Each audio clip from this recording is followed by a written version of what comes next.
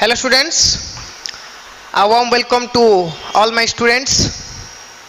So I hope today you all gathered here for getting something new concept. Okay, so as you know, this is a class of law, and in the previous class we have discussed about the Indian Contract Act. Clear? Where it came from, the origin of the act and the scope. Clear? Yes or no? So I hope all gone through that particular course. Clear? So today we are going to extend the discussion about the Indian Contract Act. Clear? In the subsequent classes we are going to discuss new things in the Indian Contract Act. Clear? As you know, Indian Contract Act is a very big act. Clear? So it required a bunch of time. Clear? So we are gradually in session wise extend the discussion. Clear? So see, in the last class we have discussed where it came from. Clear? The Indian Contract Act 1872, prior to, before 1872. Yes or no? Before 1872 we used to follow the common English law for our different trade, commerce activities. But in the year 1872, clear? 1872, 25th April 1872 the act was made, and on 1st September it enforced, created and enforced. Clear? 25th अप्रैल में ये जो bill को sanction हो गया, पास हो गया ये bill. ठीक है? मतलब जो कि रहता था पहले, जैसे कि ब्रिटिश पार्लियामेंट था, उधर पास हो गया, बट अप्रूवल होना बाकी था. जो फाइनल अप्रूवल जैसे हम बोलते हैं प्रेसिडेंट, वो टाइम पे अलग था, गवर्नर साइन करते थे उसको. तो एक बार गवर्नर ने साइन कर दिया जिस दिन पे, वही दिन पे वो एनफोर्स हो जाएगा ऑल ओवर द कंट्री.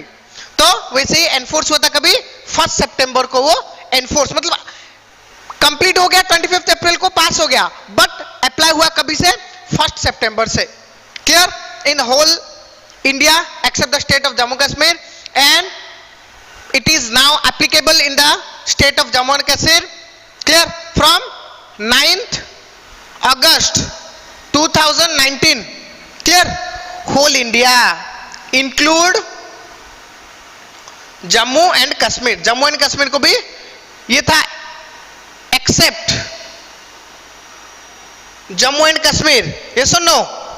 ये जब लागू हुआ था एक्सेप्ट जम्मू और कश्मीर, तो whole India, whole country except Jammu और Kashmir, but from 9th August 2019, clear, it also applicable to Jammu and Kashmir. Clear? Then उसके बाद हमने देखा था कि अपने इंडियन कॉन्ट्रैक्ट एक्ट में उसका स्कोप क्या है. ओके, स्कोप देखा था, जैसे कि ये जो पूरा का पूरा एक्ट है, clear, it is totally confined in 266 sections. Okay, section 1 to section 266 for different matters. Clear? वो जो उसका दो था, पहले था एक ओल्ड वाला कॉन्सेप्ट था, कॉन्टेक्स्ट, बाकी नया वाला जो चेंज हुआ, जैसे कि हमने देखा कि 1930 एंड 1932 में जैसे नया दो नया एक्ट आया, उसके बाद वो जो चीजें जो दो इंक्लूड करता था उसको एक्सेप्ट कर दिया. ठीक है? बाकी अभी उसमें क्या क्या आता है? Only the general principles. Okay, the general principles क्या कहता है? General principles section 1 to 75. Clear? Then 76 से 123 जो था सेल ऑफ गुड्स, वो गया. फिर 124 to 147, 124 to 147 indemnity and guarantee. Clear?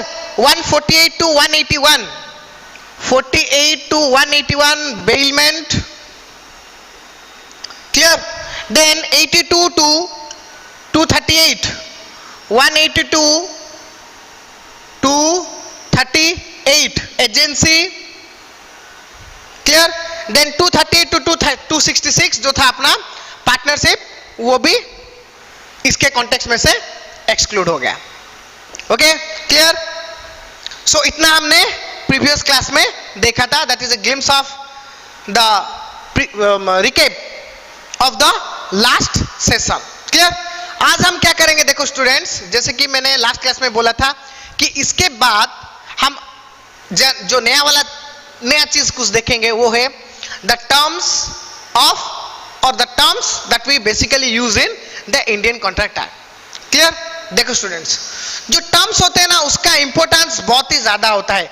किसी एक चीज के बारे में उसका कुछ स्पेशल वर्ड्स जानने से पहले अगर हम वो चीज को पढ़ेंगे तो definitely it will create confusion in our mind.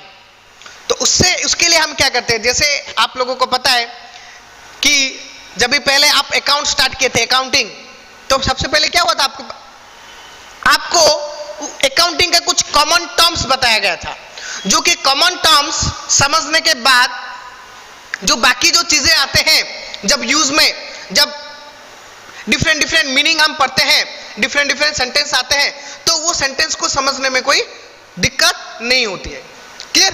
तो इसी की वजह से हम क्या करते हैं, सबसे पहले किसी एक चीज को, कॉन्सेप्ट को रिलेटेड जितने भी हैं उसके जो टर्म्स, क्लियर, जो बेसिक टर्म्स, उसको हम पढ़ लेते हैं ताकि वो समझने में हमको आसानी हो, ठीक है। तो अभी हम क्या करेंगे, जो लीगल टर्म, लॉ एक ऐसा पेपर है जो कि मैंने आपको फर्स्ट क्लास से बोला है कि लॉ एक ऐसा पेपर है कि आपको समझ में तो आ जाएगा इजीली, ठीक है, बट उसको एक्सप्रेस करने में थोड़ा डिफिकल्ट होता है। सो दैट्स व्हाई हम क्या करेंगे, पहले उसको चीजों को समझ लेंगे अच्छे से, अपने दिमाग में अच्छे से स्टोर कर लेंगे ताकि आगे उसको समझने में कोई भी मुश्किल ना हो, clear. So today we will discuss the basic terms in Indian contract act, clear. क्या है, देखो basic terms. Okay students, basic terms in ICA उसको हम बोलते हैं, ठीक है, शॉर्ट फॉर्म, बट आप लोग को नहीं लिखना है, this is applicable to us only, ठीक है। ICA का मतलब है इंडियन कॉन्ट्रैक्ट एक्ट 1872, उसके बेसिक टर्म्स, क्लियर। ओके, सो देखो स्टूडेंट्स, हम क्या पढ़ने वाले हैं, इंडियन कॉन्ट्रैक्ट एक्ट, ठीक है। तो इंडियन कॉन्ट्रैक्ट एक्ट बेसिकली आप लोग को आ गया कि समझ में कि it is totally about a contract, जिसको मैंने बोला था कॉन्टैक्ट। हम जनरल टर्म में क्या मतलब, कॉन्टैक्ट, एक का दूसरे के साथ कॉन्टैक्ट होना, है कि नहीं, एक जन का दूसरे जन के साथ, वन पर्सन अनदर पर्सन कुछ कॉन्टैक्ट हुआ। क्यों कॉन्टैक्ट हुआ, डेफिनेटली जब भी हम किसी को कॉन्टैक्ट करते हैं कोई एक पर्पस रहता है कि नहीं, पर्पस रहता है। आप किसी को भी कांटेक्ट करो, आपके फ्रेंड्स हो, रिलेटिव्स हो, कि कोई भी ले लो, आप जब कांटेक्ट करते हैं ना तो डेफिनेटली कोई ना कोई रीजन रहता है। आप सोचते कि हम हालचाल पूछने के लिए करें, तो हालचाल पूछना भी एक रीजन है ना, कि बहुत दिन से चलो फ्रेंड के साथ बात नहीं की, उसका हालचाल थोड़ा पूछ लेते हैं, सही है गलत है, कैसा चल रहा है सब, तो that is also a purpose, clear.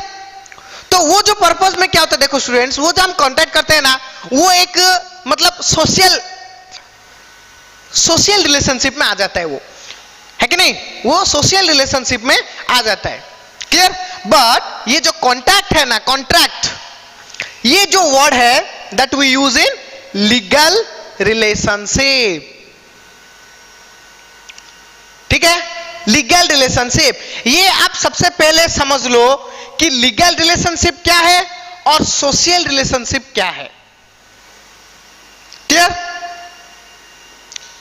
क्या है, ये आपको समझ में आ गया होगा कि सोशल रिलेशनशिप में क्या होता है कि हर कोई, one person definitely oblige to others, वो दूसरों को फॉलो करता है कि नहीं, उनके बातें मानता है, सुनता है, उसको फॉलो करता है कि नहीं। वो कुछ अपने एज लाइक ले लो, आप लोगों की बात ले लो, ठीक है, अगर हम लेंगे एग्जांपल आप लोगों का, आपके पेरेंट्स हैं, रिलेटिव्स हैं, फ्रेंड्स हैं, जो जो सभी भी हैं आपके लाइफ में, है कि नहीं, सबके साथ आपका कुछ ना कुछ रिलेशनशिप है। क्लियर? जो कि रिलेशनशिप का हम बोलेंगे क्या? Social relationship. That means the relationship those are developed in the social terms. Society में रहते हुए जो हम डेवलप करते हैं उसको हम बोलते हैं सोशल रिलेशनशिप। ठीक है? तो सोशल रिलेशनशिप में क्या होता है स्टूडेंट? देखो, हर कोई एक दूसरे के लिए कुछ करने के लिए ओबिलेज रहता है, प्रोमिस करता है कि मैं म्यूचुअल हेल्प के लिए हम सोशल रिलेशनशिप हम क्यों बढ़ाते हैं?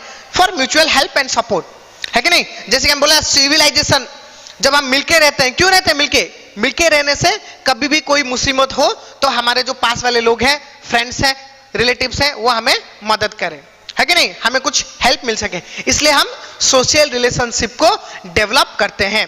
तो वो जो मिले, it is a term that is contingent है। मिले ना मिले, देयर इज नो गारंटी, है कि नहीं?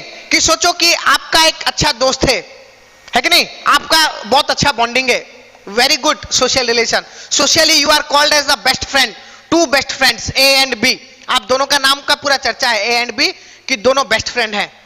ठीक है? चलो एग्जाम का टाइम है, सोचो कि ए का तबीयत खराब हो गया, क्लियर, और वो 10 दिन के लिए क्लासेस अटेंड नहीं कर पाया, क्लियर, बी अटेंड कर रहा है, तो ए के दिमाग में था, ए ने बी से भी बोला कि भाई मेरा तो तबीयत खराब है, एग्जाम पास है, हम क्लासेस को मिस नहीं कर सकते, चलो तबीयत खराब है मिस कर देता हूं, because I have no other option. But क्या होना कि जो भी वो 10 दिन में जो भी पढ़ाया जाएगा उसका वो बैकअप अपडेट मुझे दे देना, उसको मैं अपडेट कर दूंगा ताकि मुझे पढ़ाई में कोई दिक्कत ना हो। ठीक है? ये बोला, तो क्या हुआ? बी ने बोला हाँ ठीक है मैं कर दूंगा हेल्प, डेफिनेटली, ये कोई बोलने की बात नहीं है, हम दोनों बेस्ट फ्रेंड हैं, एक दूसरे का हेल्प करेंगे, ठीक है कि नहीं? सही है। अभी क्या हुआ?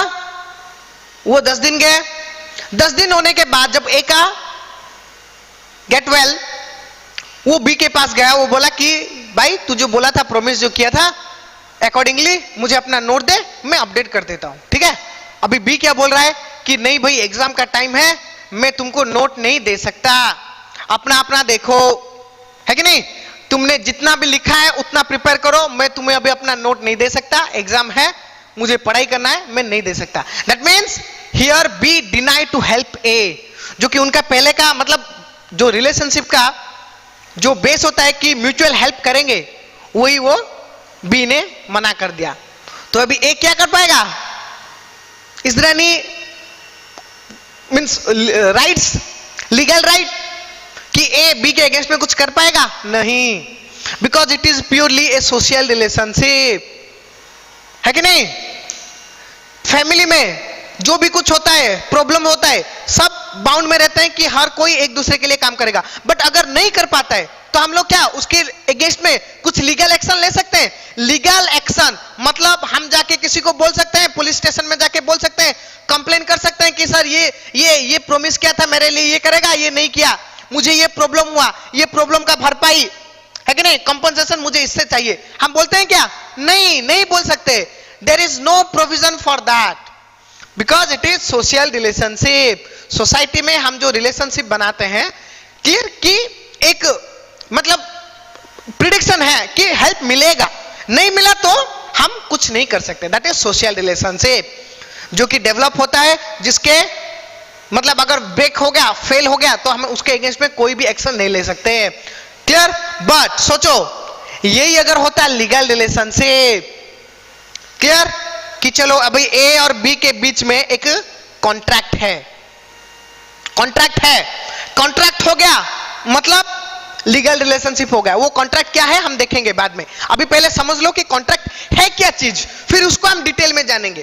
तो कॉन्ट्रैक्ट हो गया ए एंड बी के बीच में कि क्या, कि ए बी को कभी भी रिक्वायरमेंट होगा तो हेल्प करेगा, कभी भी मतलब कुछ कॉन्टेक्स्ट आपको लिखना, मतलब ऑन व्हाट कॉन्टेक्स्ट, कौन से ग्राउंड पे, वो it is mention, it must be mentioned clearly.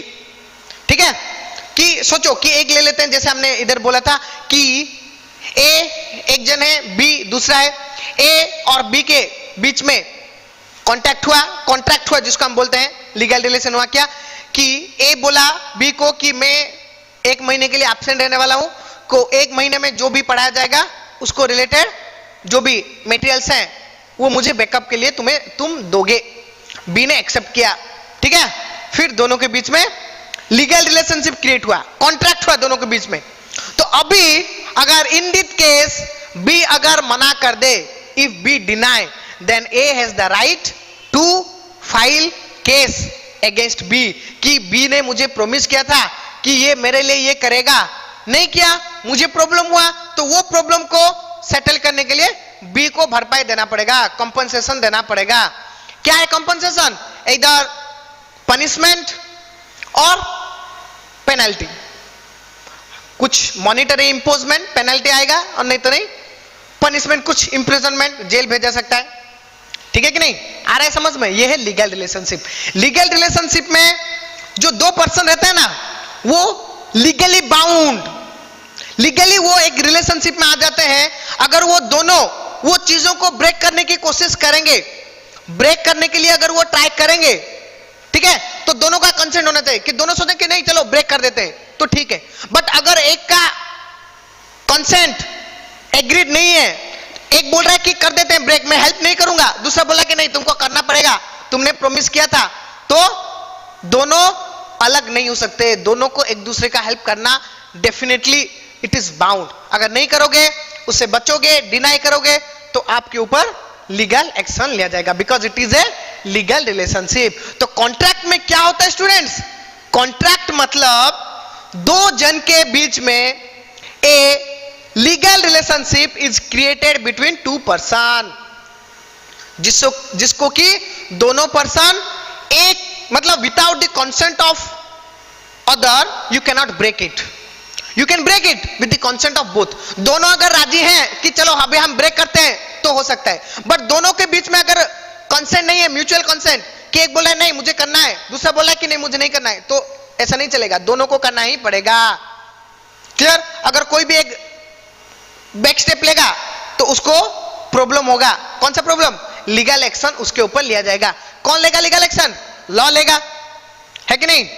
जब जो जिसको प्रॉब्लम हुआ वो फाइल करेगा, है कि नहीं, वो पुलिस में जाके कंप्लेन करेगा, केस फाइल करेगा, उसके रिगार्डिंग आपके ऊपर केस हो जाएगा।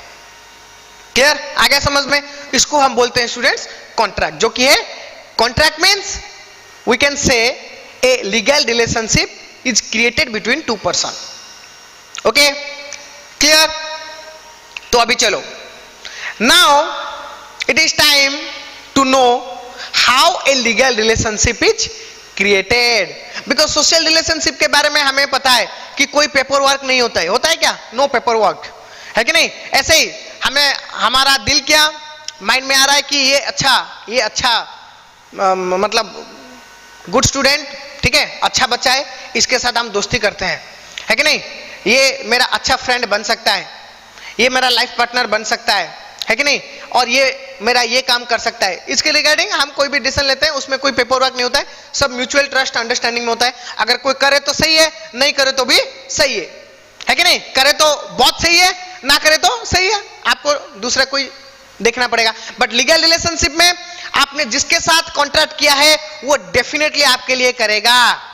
वो अगर नहीं करेगा देन आपके पास ऑप्शन है कि आप जबरदस्ती उससे वो करवाओ। अगर फिर भी वो ना करे, ऑब्वियसली अगर जब आप वो आपके लिए नहीं करता है तो आप लोग क्या करते हैं? आप लोग जाके पुलिस में केस करते हैं, फिर कोर्ट में वो केस जाता है, फिर जज जो कि वर्डिक्ट देता है कि नहीं, जजमेंट देता है वो पर्सन को कि तुम ये काम उसके लिए करो, बिकॉज तुमने प्रॉमिस किया था। अगर नहीं कर पाओगे तो चलो उसके रिगार्डिंग जो भी कंपनसेशन है उसको दे दो ताकि केस सेटल हो जाए। Okay, clear? सो अभी हम देखेंगे कि ये जो लीगल रिलेशनशिप क्रिएट कैसे होता है। देखो, आप लोग सोचोगे कि सर आप कहां चले गए, आप तो बेसिक टर्म बताने वाले थे, इधर किधर आगे। मैं पूरे कॉन्टेक्स्ट में हूं, ठीक है? जो जो आपके लिए चाहिए वही बोल रहा हूं। बेसिक टर्म पे ही अभी हम आने वाले हैं।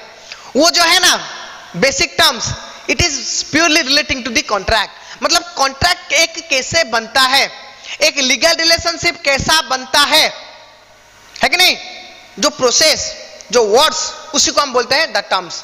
क्लियर? तो उसको हम देखेंगे क्या है। देखो सिंपल एक एग्जांपल के साथ मैं बता देता हूं, ठीक है, उसके बाद आप लोगों को खुद को समझ में आ जाएगा कि वो जो लीगल टर्म्स है क्या।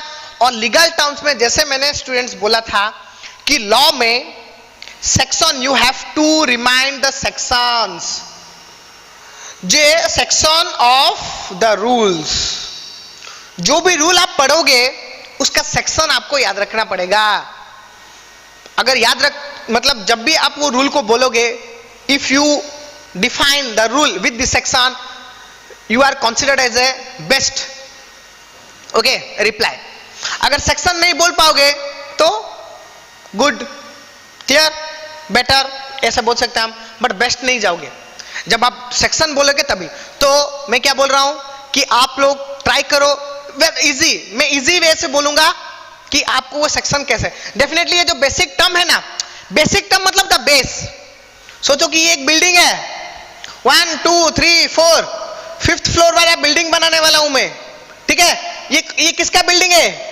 ICA 1872 का बिल्डिंग है। ये आ रहा है समझ में? ये 1 2 3 4 5 5th फ्लोर वाला बिल्डिंग है, ICA मतलब इंडियन कॉन्ट्रैक्ट 1872 का। उसका बेस, फाउंडेशन दिखाई नहीं देता है, बट है। ये कौन सा है? ये जो बेसिक टर्म्स है कि नहीं, ये जो बेसिक टर्म्स बोलूंगा, ये फाउंडेशन है कि नहीं, ये अपना फाउंडेशन। इसको, ये जितना स्ट्रांग होगा ये बिल्डिंग उतना स्ट्रांगली आपको मजबूत रहेगा, है कि नहीं, सस्टेनेबल रहेगा। अगर फाउंडेशन ये अगर डगमगा गया, अच्छे से याद नहीं रहा, तो ये सब में भी आपको प्रॉब्लम आएगा। तो that's why please listen it very carefully, listen it, clear, take into your mind, store into your secondary memory. इसको नोट डाउन करके भी लिखो, रखो आप, क्योंकि लॉ एक ऐसा पेपर है स्टूडेंट्स, आप अभी समझ गए ना, आपको प्योर हो गया। 2-3 दिन के बाद जब आप फिर से वो देखोगे, आपको कुछ नया नया लगेगा। इसलिए नोट वेरी इंपॉर्टेंट है। आपको याद रहेगा, बट एग्जैक्टली क्या लिखना है आपको नहीं आएगा समझ में। इसलिए नोट अगर रहेंगे तो जब भी आपको उसको इंटरप्रेट करना है, वो आप थरोली एक बार ओवरलुक करोगे, तो वो जो लीगल टर्म्स हैं आपके दिमाग में आएंगे, उसको आप इजीली इंटरप्रेट कर पाओगे, ठीक है। सो नोट डाउन उसको करना है, क्लियर।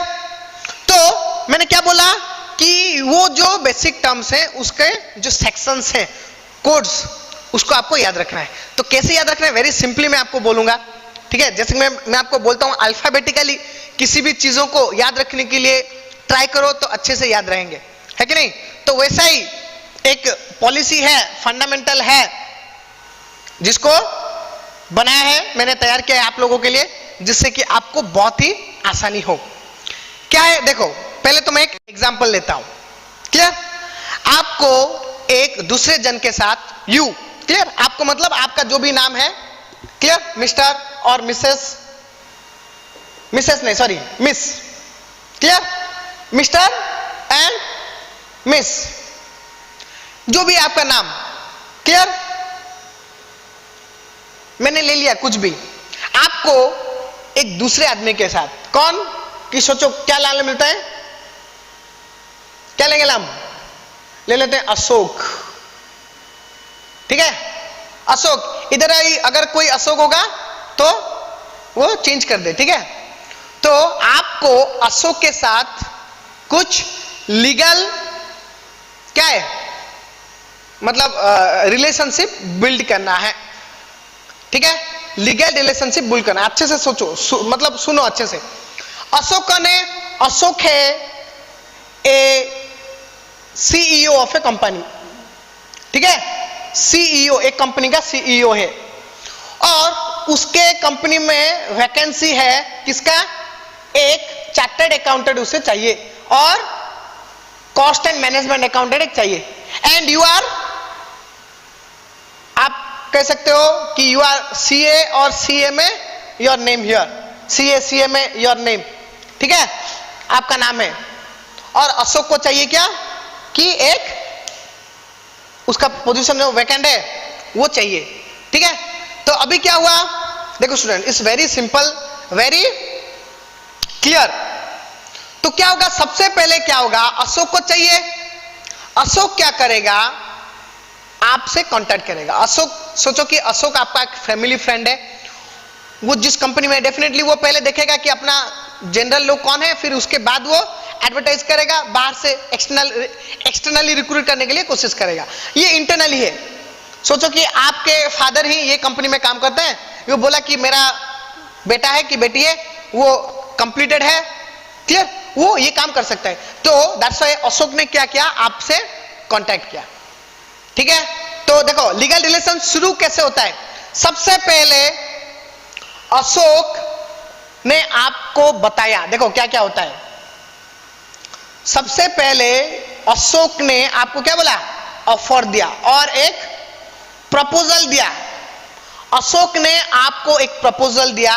क्या दिया प्रपोजल, कि मेरे कंपनी में ये पोस्ट खाली है जिसका काम ये है, क्लियर, आप ये पोस्ट में क्लियर आना चाहोगे, ज्वाइन करना चाहोगे, क्लियर, रिक्रूट होना चाहोगे।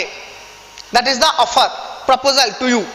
ऐसा ही होता ना रिलेशन। और कैसा होगा, सिंपल, मैं पूरा सिंपल टर्म बोल रहा हूं, अभी मैं लॉ में नहीं जा रहा हूं, सिंपल बोल रहा हूं। वो आपको ऑफर दिया, ऑफर ही बोलते ना उसको, कोई कुछ चीज आपको दे रहा है कि ये लो, दैट इज ऑफर। तो अभी आप क्या करोगे, अभी आपको वो मिला, वो मिलने के बाद आप क्या करोगे, इधर एक्सेप्ट करोगे, है कि नहीं, और डिनाई करोगे, एक्सेप्ट और डिनाई करोगे। हां करोगे, वो ऑफर को डेफिनेटली आप एक्सेप्ट करोगे और डिनाई करोगे। ये सुनो, वो आ गया ना आपके पास, आपने उसको मिलने के बाद आप इधर एक्सेप्ट करोगे और डिनाई करोगे। फिर वो होने के बाद आप क्या करोगे, वो जो चीज है ना, मतलब आप करोगे कि ना करोगे, यू हैव टू कंफर्म करना पड़ेगा, आपको बताना पड़ेगा। यू हैव टू कंसीडर मतलब आपको वो बोलना पड़ेगा कि यस मैं तैयार हूं कि तैयार नहीं हूं, क्लियर। सो ऑब्वियसली उसको हम बोलेंगे कंसीडरेशन, क्लियर, ठीक है। आपने एक्सेप्ट किया, फिर कंसीडरेशन आ गया, क्लियर।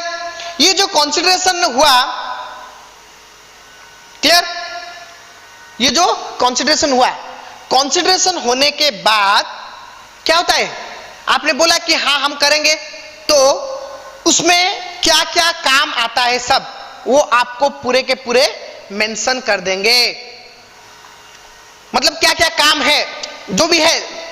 ऐसा है ना कि ऐसा ही नहीं कि चलो कोई भी जॉब ऑफर कर दे हम जाके ज्वाइन कर देते हैं, ऐसा है कि नहीं।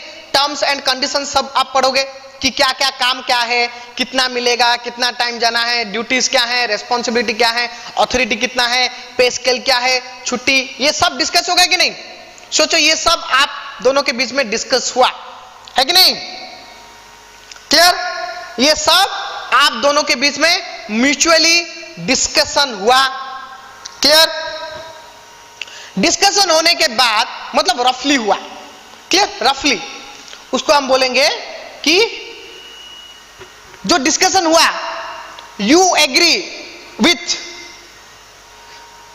His requirements and he is agree with your requirements. आपने बोला कि मुझे ये चाहिए, वो बोला हाँ सही है दूंगा। वो बोला कि मुझे ये चाहिए, इतना टाइम, इतना छुट्टी दूंगा, इतना काम, इतना रेस्पॉन्सिबिलिटी मुझे चाहिए। आपने बोला यस मैं दूंगा। तो यू बोथ म्यूचुअली क्या हुआ, एग्री किए कि आपको जो चाहिए मैं दूंगा, मुझे जो चाहिए आप दोगे। तो ये हो गया क्या,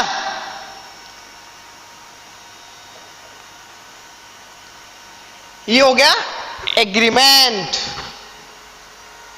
क्लियर। ये क्या हो गया, एग्रीमेंट हो गया आप दोनों के बीच में, क्लियर। एग्रीमेंट होने के बाद फिर उसके बाद क्या होता है, क्या होगा, उसने आपको ऑफर दिया, आपने उसको एक्सेप्ट किया कि डिनाई किया, एक्सेप्ट किया, चलो लेते हैं, एक्सेप्ट किया डेफिनेटली। फिर आपने कंसिडरेशन दिया कि यस आई एम एग्री कि क्या करना है बोलो। फिर आप दोनों मिले, आप दोनों के बीच में डिस्कशन हुआ, जो भी डिस्कशन हुआ वो आपने रफली डिटरमाइन किया, लिख दिया कि ये करना है, ठीक है। फिर सब होने के बाद आप क्या करोगे, क्या करोगे? देखो स्टूडेंट्स, ये जो हुआ ना, इतना ऑफर हुआ, एक्सेप्ट हुआ, फिर कंसिडरेशन हुआ। कंसिडरेशन होने के बाद क्या होता है, आपके बीच में डिस्कशन हो गया कि ये करना है, ऐसा करना है। चलो, आपको सही लगा, जब डिस्कशन हुआ सही लगा। उसके थोड़ी देर के बाद आपको कुछ रियलाइज हुआ कि ये सही है, गलत है, और दूसरे से कुछ मालूम आया, कुछ इंफॉर्मेशन आया कि ये कंपनी अच्छा नहीं है, कि अच्छा है, कि व्हाटएवर। क्लियर? आपको आ रहा है समझ में? मतलब सोचो कि eight that point of time you have decided to join at that post, but later on you might think that not to join there. कुछ external force आया, तो अगर आता है तो आप तभी उसको मना कर सकते हो, है कि नहीं? जो एग्रीमेंट बना, एग्रीमेंट बनने के बाद ही आप उसको मना कर सकते हो, उसको हम बोलते हैं void agreement।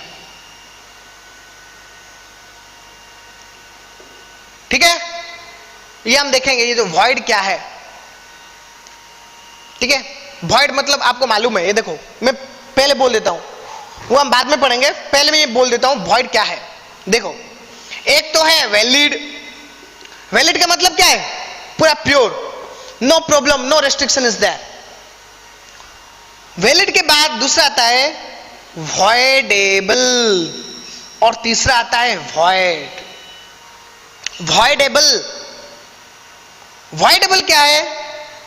हो सकता है। डेबल, डेबल मतलब chances is there. Clear? Chances is there. क्या चांसेस है? मतलब वैलिड मतलब पूरा का पूरा सही है, प्योर मतलब कैंसिल होने का कोई चांस ही नहीं है। दो है ना, वैलिड मतलब एक तो है वैलिड और एक है कैंसल। कैंसिल नहीं, ये वैलिड है। वैलिड मतलब वैलिड। और वॉइडेबल जो है ना, वो दो सिचुएशन में है। क्लियर? इट्स लाइक दिस, इधर कैंसिल हो सकता है और वैलिड हो सकता है। Voidable, it's chances, it's depend upon some situation. Situation के ऊपर डिपेंड करता है और पर्सन के ऊपर डिपेंड करता है। जो दो जन, देखो एक रिलेशनशिप मतलब डेफिनेटली टू एंड, दो पर्सन चाहिए, तो वो जो दो जन है ना, वो दो जन के ऊपर डिपेंड करता है कि वो जो लीगल रिलेशनशिप मेंटेन करना चाहते हैं कि नहीं चाहते हैं।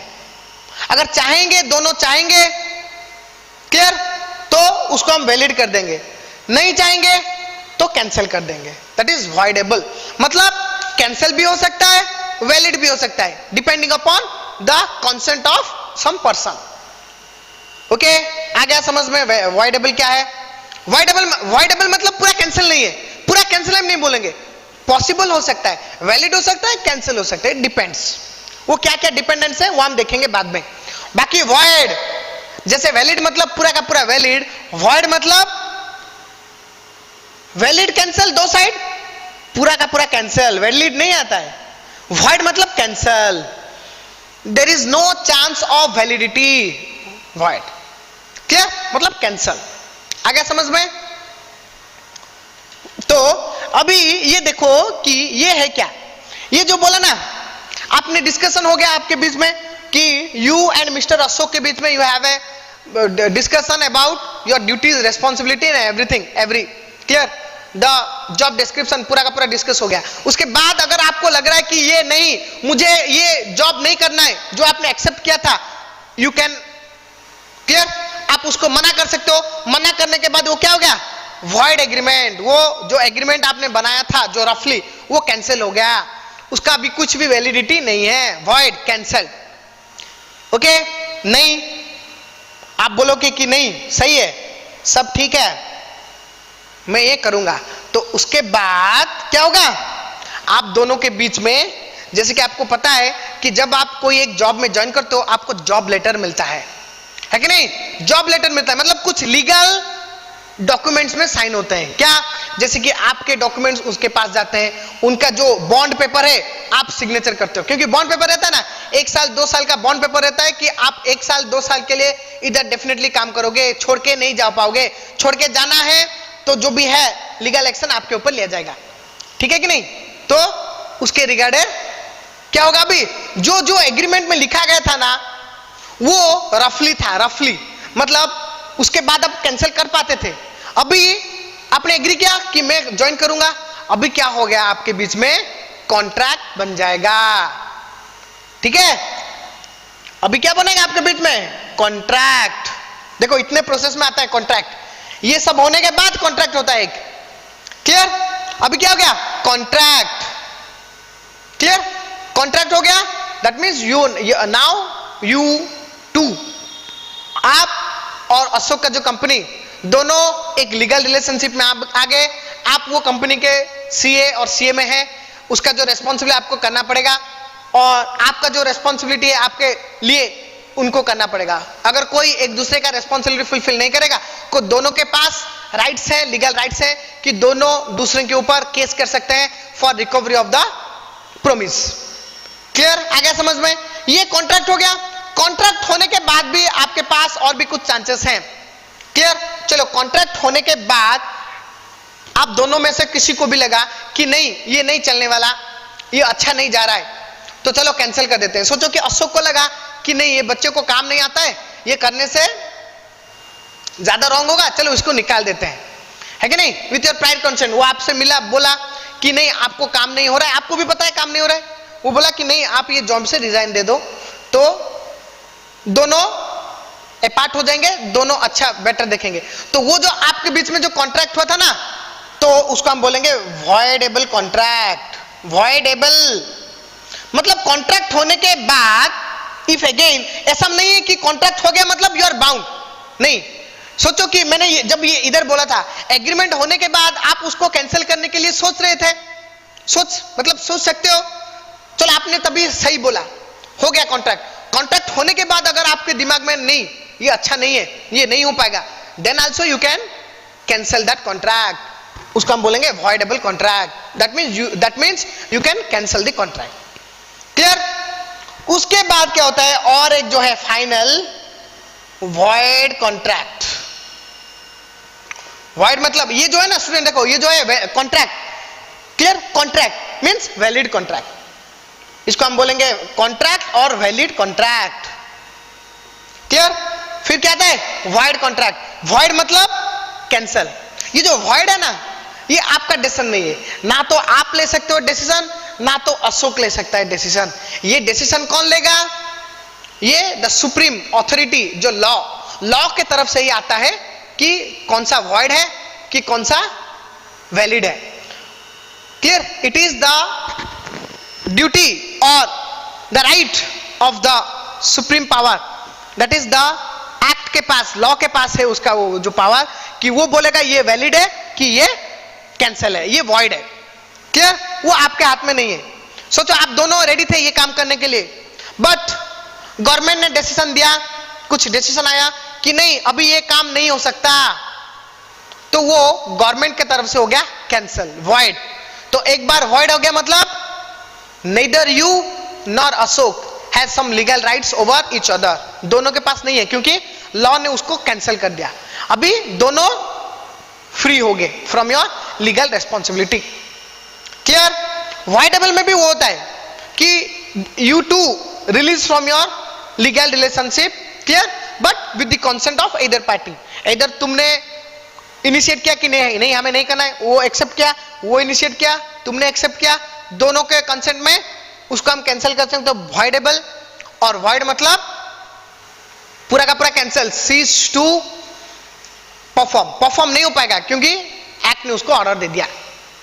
क्लियर, ऐसे होता है एक रिलेशन। सही है कि नहीं, कि आपको अगर किसी दूसरे के साथ कुछ लीगल में जाना है, आप उसको पहले कुछ ऑफर दोगे कि ये करोगे, वो बोलेगा हाँ करूंगा, ठीक है, वो हाँ बोला हाँ करूंगा, वो एक्सेप्ट किया, कॉन्सिडरेशन है कि मैं ये करूंगा तुम मेरे लिए ये करोगे, सही है, हो गया कॉन्सिडरेशन। ऑफर मतलब you clear, you suppose, clear, you offer, you show your consent, your willingness to other कि मुझे ये तुम्हारे साथ करना है, तुम्हारे लिए करना है, are you agree, वो हाँ बोलेगा हाँ, फिर कंसिडरेशन कि ठीक है तुम मेरे लिए ये करोगे, मैं तुम्हारे लिए ये करूंगा, ठीक है, दैट इज कॉन्सिडरेशन। इतना होने के बाद क्या हुआ, म्यूचुअली हम दोनों एक प्रोमिस में आ गए, प्रोमिस किए कि मैंने तुमसे कुछ प्रोमिस किया, तुमने मुझे कुछ प्रोमिस किया।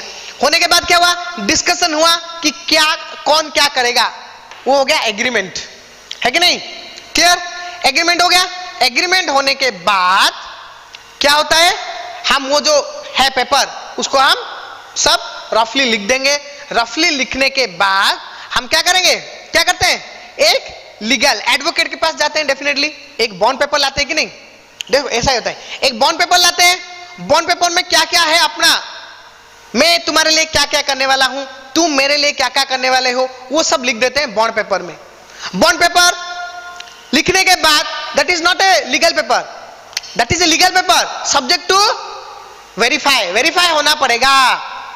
कौन वेरीफाई करेगा, जो लॉ मतलब लॉ तो कोई पर्सन नहीं है, वो अपना अपना एजेंट भेजा है, लॉ का एजेंट है। कौन है एजेंट, जो कि है अपना लीगल प्रोफेशनल्स, जैसे कि एडवोकेट होते हैं, है कि नहीं, नोटरी पब्लिक, उन लोग का काम है कि कॉन्ट्रैक्ट मतलब कौन से एग्रीमेंट को कॉन्ट्रैक्ट बनाना है कि नहीं बनाना है, एग्रीमेंट आपने जो डिसाइड किया था उसको वैलिड करना है कि नहीं करना है। आप जब उनके पास लेके जाओगे वो देखेंगे कि जो जो रिक्वायरमेंट है, वी हैव सम रिक्वायरमेंट जिसको हम बोलते हैं एसेंशियल, क्लियर, जो हम देखेंगे नेक्स्ट क्लास में, क्लियर, उसको बोलते हैं essential elements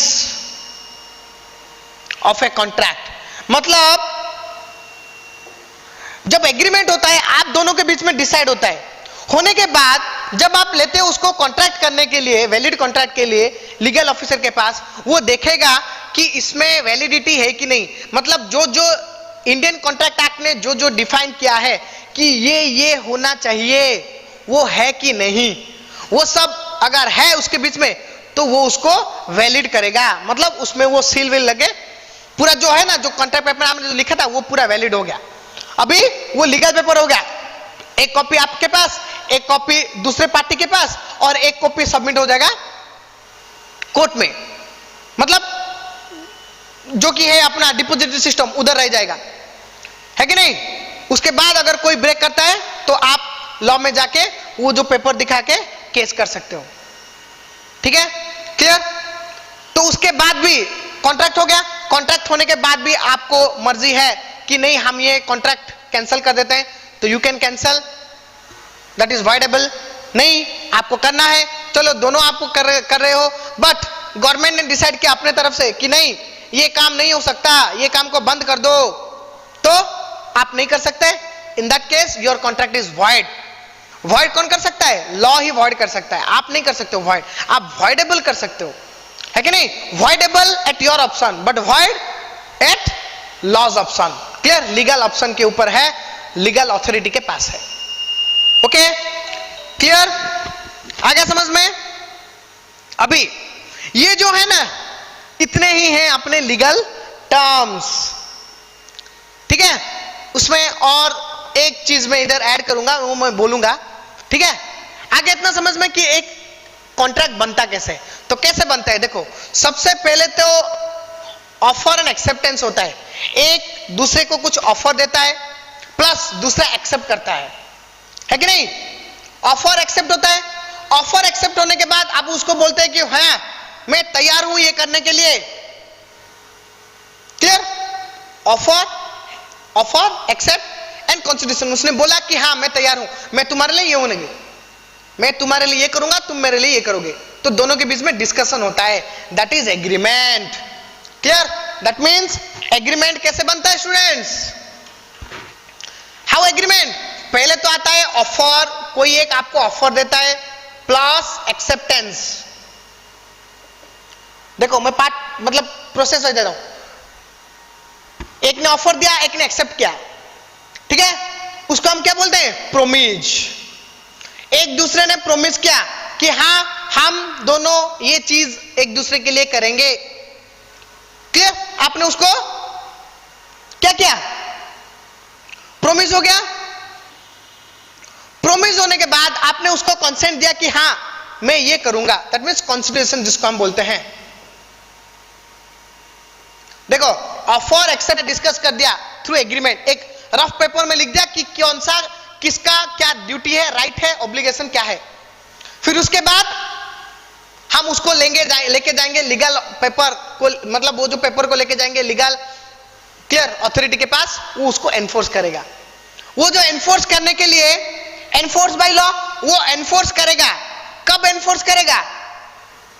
the legal officer, the advocate और notary public will verify the essential elements. क्या करेगा वो? एनफोर्स बाय लॉ, लॉ कब एनफोर्स करता है? वो वेरीफाई करेगा द एसेंशियल एलिमेंट्स। क्लियर? ये वो जो है ना essential elements, students we have 10 essential elements. हमारे पास 10 एसेंशियल एलिमेंट्स हैं जो कि लॉ ने फ्रेम किया है कि ये जो 10 एलिमेंट्स है ना, ये सब के सब all the 10 elements must be there in your agreement. आपके एग्रीमेंट में जब वो वेरीफाई करेगा कि वो जो 10 के 10 एलिमेंट्स अगर आपके एग्रीमेंट में है, तो तभी वो आपको वैलिड करेगा, अप्रूव करेगा। करने के बाद वो हो गया कॉन्ट्रैक्ट। अगर वो अप्रूव नहीं करेगा,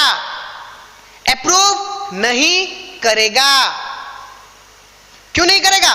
क्योंकि जो 10 में से सोचो कि अगर एक भी एलिमेंट नहीं है, डेफिशिएंसी है, मतलब प्रेजेंट नहीं है, तो वो क्या करेगा?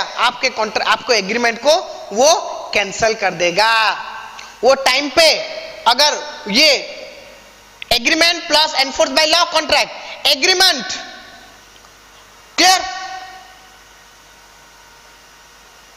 नॉट वेरीफाइड, अगर वेरीफाई नहीं हुआ, देखो एग्रीमेंट वेरीफाई हो गया, वो हो गया कॉन्ट्रैक्ट। एग्रीमेंट वेरीफाई नहीं हुआ, उसको हम क्या बोलेंगे? Void agreement. मतलब आपने जो एग्रीमेंट बनाया था वो एग्रीमेंट का अभी कोई वैल्यू नहीं है, कैंसिल हो गया। क्लियर? आ गया समझ में? ये जो डायग्राम को ना स्टूडेंट्स अच्छे से कुछ अच्छे से बनाओ।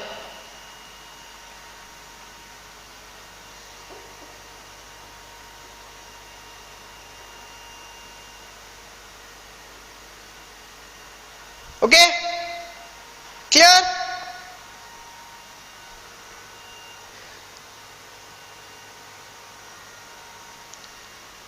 ये अच्छे से बनाओ, है कि नहीं? इसलिए मैंने डिजाइन कर दिया कि offer plus acceptance is called as promise.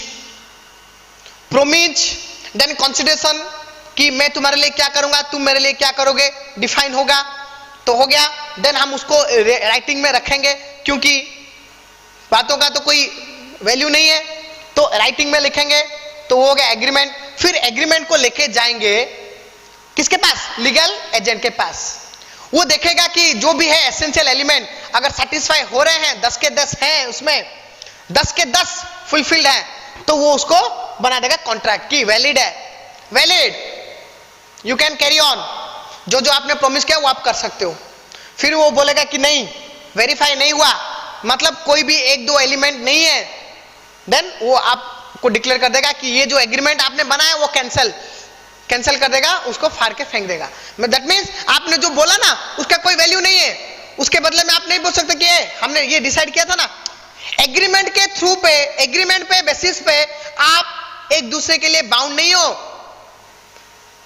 Contract में जो लिखा है, जो कॉन्ट्रैक्ट दैट इज बाउंडेड, वो लीगल रिलेशनशिप बनाता है, एग्रीमेंट नहीं बनाता है।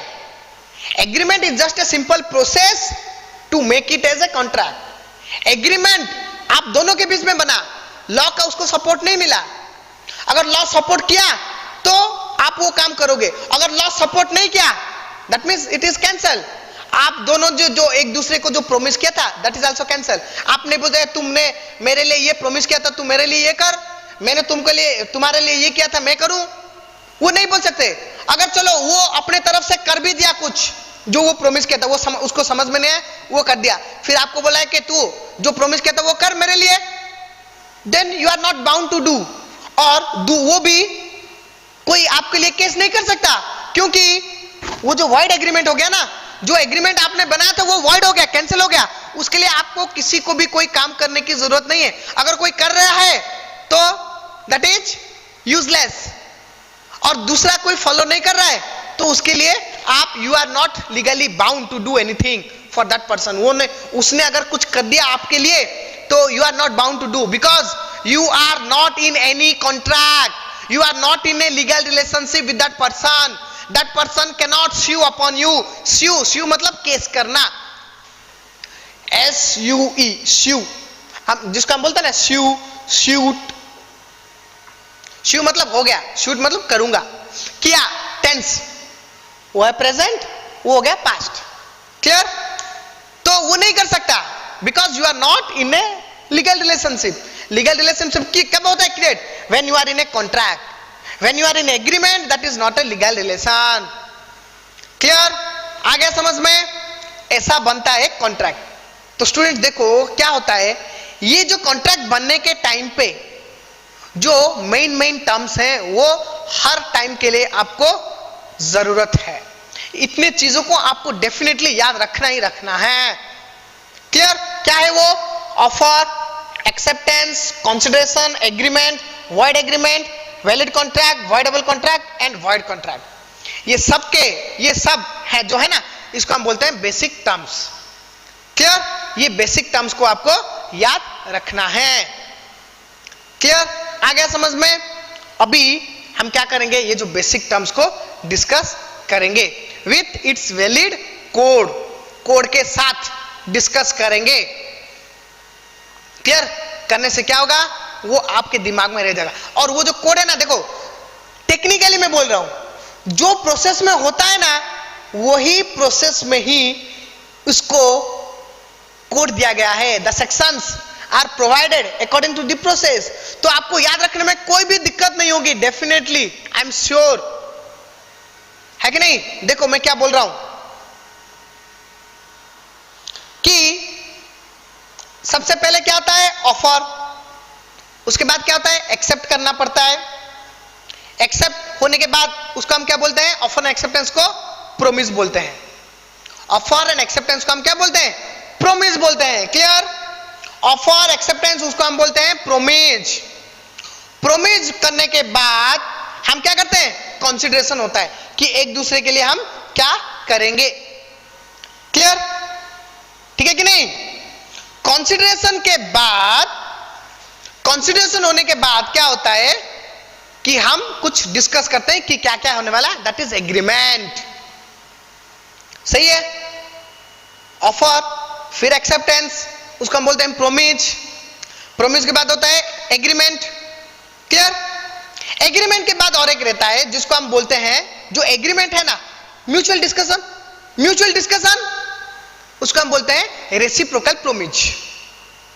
एग्रीमेंट मतलब उसको जो दूसरा हम डिफाइन करते हैं और क्लियरली एग्रीमेंट में कि म्यूचुअल प्रोमिस, कि मैं तुम्हारे लिए क्या करूंगा, तुम मेरे लिए क्या करोगे, वो डिस्कस होता है, जिसको हम बोलते हैं reciprocal promise. Reciprocal means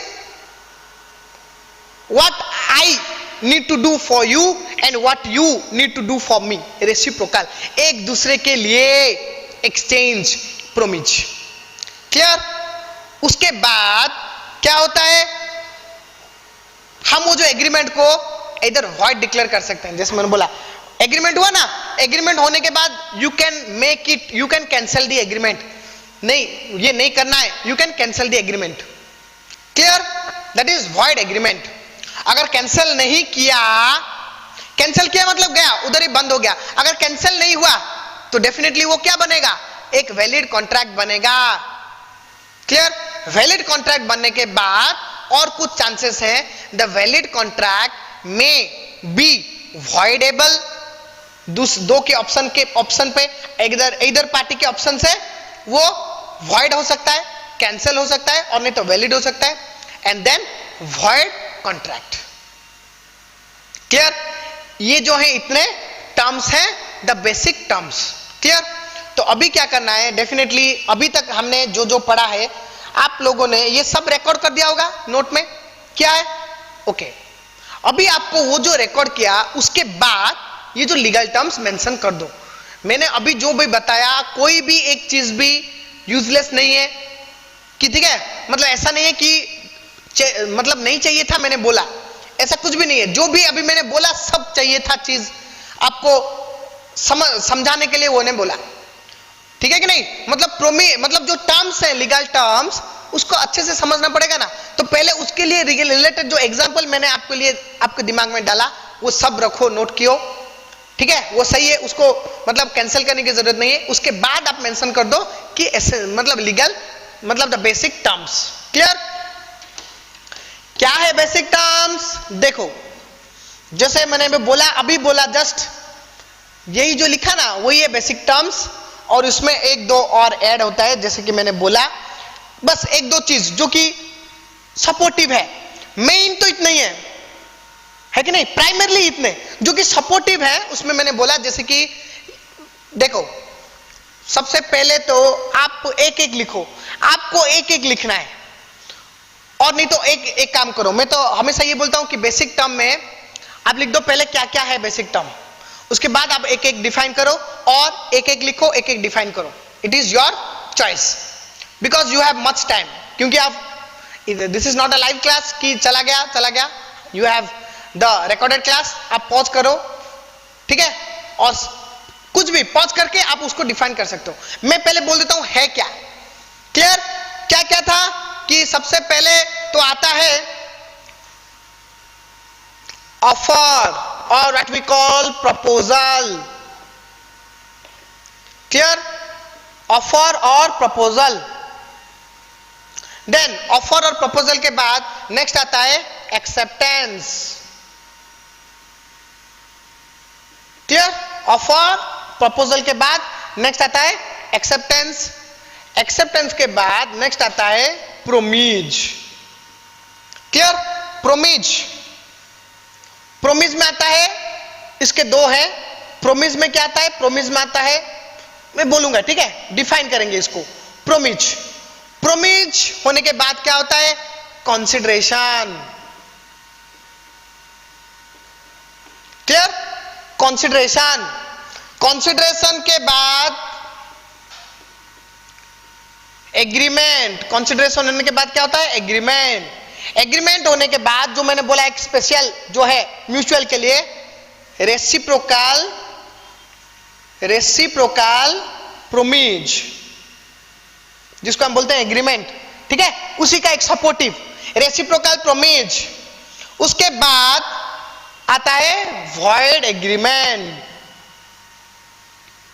clear? Void agreement के बाद अगर वॉइड हो गया तो गया, नहीं तो वैलिड कॉन्ट्रैक्ट, उसको हम बोलते हैं कॉन्ट्रैक्ट और वैलिड कॉन्ट्रैक्ट।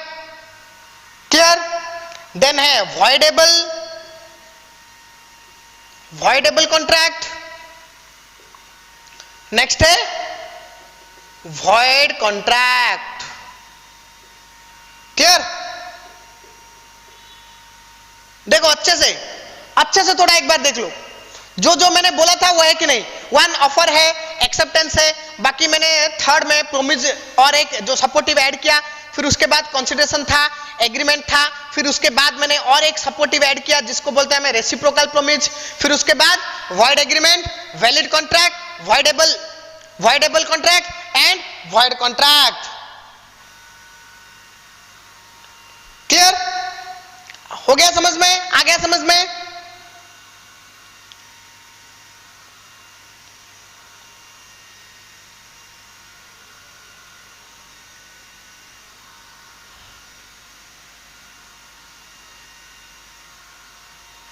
ठीक है? अभी देखो स्टूडेंट्स, हम इसको डिफाइन करेंगे कि किसका मतलब द मीनिंग। क्लियर? देखो अभी क्या करना है आपको, मैं ये सब नहीं लिखूंगा, मैं जस्ट आपको डिक्टेट कर रहा हूं, आप वो लिख दीजिए, ठीक है? क्लियर? क्योंकि मैं लिखने में अननेसेसरी टाइम वेस्ट होता है। It is not a hard and tough task. मैं जो डिक्टेट कर रहा हूं वो बस आप इमीडिएटली लिख दीजिए, ठीक है? क्या है, किसका मतलब है क्या? क्लियर? कि देखो सबसे पहले हम देखते हैं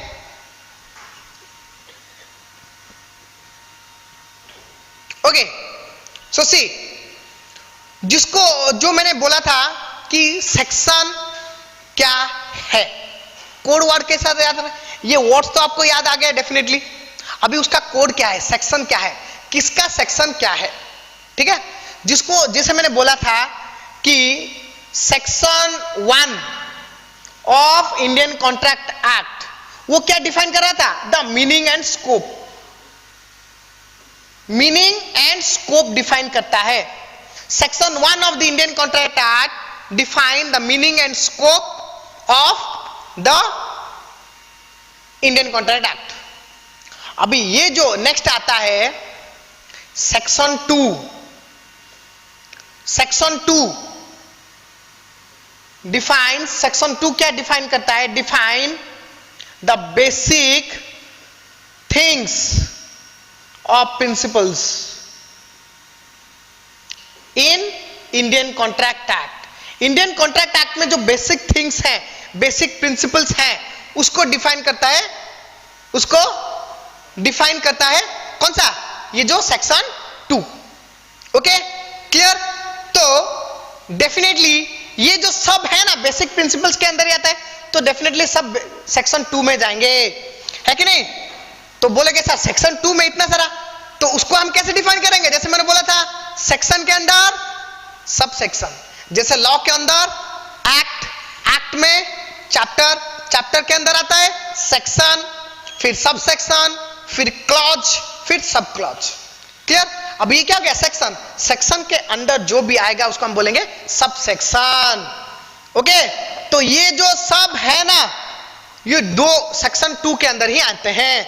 जैसे कि हम बोलते हैं ऑफर है, प्रपोजल क्या है, देखो very simple, it is section 2, सबका सेक्शन 2 ही है, सबका सेक्शन 2 ही आता है, सब सेक्शन 2 के अंदर ही आते हैं। सब सेक्शन क्या है, देखो offer section 2 sub section A, जिसको हम बेसिकली क्या पढ़ते हैं 2A। सेक्शन सब सेक्शन अगर हम इसको बोलेंगे कि सेक्शन 2 सब सेक्शन ए, और नहीं तो हम इसे ही बोल सकते हैं सेक्शन 2A। 2A का मतलब, उसका मतलब है सेक्शन ए का मतलब है सब सेक्शन। क्लियर। और जब मैं बोलूंगा कि सोचो कि 2AA, 2AA मतलब यह है सेक्शन, यह है सब सेक्शन, यह है क्लॉज। क्लियर। मैं बोलूंगा सेक्शन 2AB2, 2AB2, इसका मतलब क्या है, 2 है सेक्शन, A है सब सेक्शन, C है क्लॉज, ये है सब क्लॉज। आगे समझ में। तो हम इसको कैसे भी पढ़ सकते हैं, अगर डिफाइन करना है तो ऐसे करते हैं, और पढ़ना है तो हम उसको सिंपल बोल सकते हैं 2A, 2AA, 2AAB, 2AAA, ऐसा बहुत सारे होते हैं। क्लियर। तो हम इसको बोलेंगे section 2A। Section 2A define offer. Clear. Then section 2B define acceptance. Clear. Then section 2C, section 2C define promise. Section 2D, 2D define consideration. Then section 2E agreement. Clear? section 2E के बाद F. Clear. देखो serially में, इसलिए ऐसा जो होता है उसके हिसाब से डिजाइन किया गया है, A B C D E F, then section 2EF G, section 2G void agreement, section 2H valid contract, और जिसको हम बोलते हैं contract. Clear. Section 2I, 2I for voidable contract, and section 2J is for void contract. Clear हो गया, यह है इसका सेक्शन। क्लियर। इसको आप उसके साइड में ही ब्रैकेट में लिख दो। अभी नेक्स्ट आपको क्या करना है, इसको डिफाइन करना है। क्लियर। अभी मैं ये सबको डिफाइन करूंगा, ठीक है। नाउ आप लोग जस्ट अभी और थोड़ा टाइम आप ये चीजों को मैं डिक्टेट कर रहा हूं, आप लिख लियो, ठीक है क्या? देखो, first of all the offer और प्रपोजल, ठीक है, क्या है देखो, अकॉर्डिंग टू क्या कैसा लिखना है, clear? Write down, according to section 2A of Indian contract act, ये हर चीज में आपको ऐड करना है according to section SCC, section 2A of Indian contract act 1872, according to section 2A of Indian contract 1872, clear? देखो, when a person show or signify, when a person show, SHOW, show or signify, show और signify मतलब बोलना, बता रहा है, clear? when a person show or signify his willingness, उसका जो है मन में willingness, his willingness, show his willingness to, show his willingness to do something, to do something or to do something or to abstain, to do something or abstain, or abstain from doing something, to do something, to do something or abstain from doing something, clear? To another person, to another person, हो गया? मैं repeat कर रहा हूं, according to section 2A of the Indian contract act 1872, when a person so signify his willingness, clear? His willingness to do something और to abstain from doing something to another person is called as offer or proposal. Offer और proposal, ये जो मैंने बोला to do, कि मैं तुम्हारे लिए करना चाहता हूं, abstain from doing, मैं तुम्हारे लिए नहीं, ये नहीं कर पाऊंगा, दैट इज ऑफर। मैं वो ऑफर दे रहा है कि मैं तुम्हारे लिए ये नहीं कर सकता, मतलब टू डू करना चाहता हूं, ये नहीं करना चाहता हूं, दोनों आप बोल सकते हो, अपने विलिंगनेस बता सकते हो, ठीक है? To another person is called the offer और proposal, clear? Okay, then next आपको ये लिखना है सेम सेंटेंस एक्सेप्टेंस में भी, according to section 2B of the Indian contract act 1872, clear? Of Indian contract act 1872 क्या है कि when the person to whom offer was made, when the person to whom the offer was made signify his assent thereto, उसके लिए उसका assent, SCENT, assent, clear? मतलब उसका मन क्या है, assent, और we can say his willingness, clear? Assent or his willingness. So acceptance means the person to whom the offer by proposal was made, clear? Proposal was made is so his assent thereto, मतलब to that offer, वो offer के regarding, clear? Signify his assent thereto is called as the acceptance, clear? Okay, हो गया offer, मैं तुम्हारे लिए क्या करना चाहता हूं, that is offer. Signify, you signify कि yes I get what you want to say, that is acceptance, clear? उसके बाद नेक्स्ट आता है क्या, promise.